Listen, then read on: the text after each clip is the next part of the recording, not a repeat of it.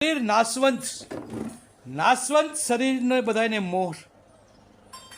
હર કોઈ શરીર તમારી સામે હોય એટલે વ્યક્તિ એને ગાયરું કાઢે, એને જેમ તેમ કવેણ બોલે, કેમ કે સામું શરીર છે. એટલે શરીર આ ધરતી ઉપર કર્મ કરવા આવ્યું છે. ભગવાને કીધું છે કે કર્મણે રાધિકાએ મા ફલેશુ કદાચત કર્મણે હેતુ ભૂર્મા હર ભવાની યુગે યુગે. આ વિડીયો હર કોઈ જીવ ધ્યાન દઈને સાંભળજો. આ શરીર કર્મ કરવા માટે આવ્યું છું. સારું કર્મ, ખરાબ કર્મ, ભક્તિનું કર્મ, અધર્મનું કર્મ, ધર્મનું કર્મ. શરીર ભગવાને એ માટે બધાનું બનાવેલું છે.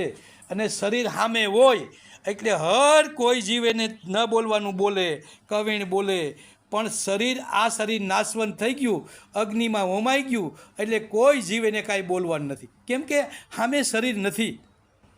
હર કોઈ જીવને માયા તો સામે શરીરની છે કે સામે શરીર છે એટલે આ શરીર આવું છે, આ જીવ આવો છે, આ જીવ આવો છે. એવું નથી કાંઈ. એને પૂર્વજન્મનું લખાઈ ગયેલું છે, પૂર્વજન્મની કમાઈ છે એની. કોઈ પણ જીવ પૂર્વજન્મથી લખાઈ ગયેલું હોય એટલે તમને આ જન્મની અંદર એ વસ્તુ બધી મળે.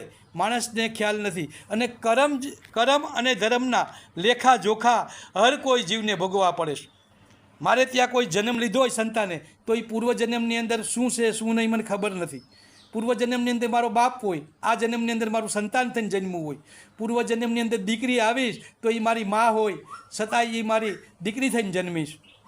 એટલે પૂર્વજન્મના હર કોઈને લેણા દેણા છે. અને શરીર સામે હોય ભાઈ એટલે શરીરને ન બોલવાના વેણ બોલે. એટલે બધાય સુધરો. શરીર છે સામે એને બોલો નહીં. એ એનું કર્મ કરવા માટે આ શરીર આવ્યું છે.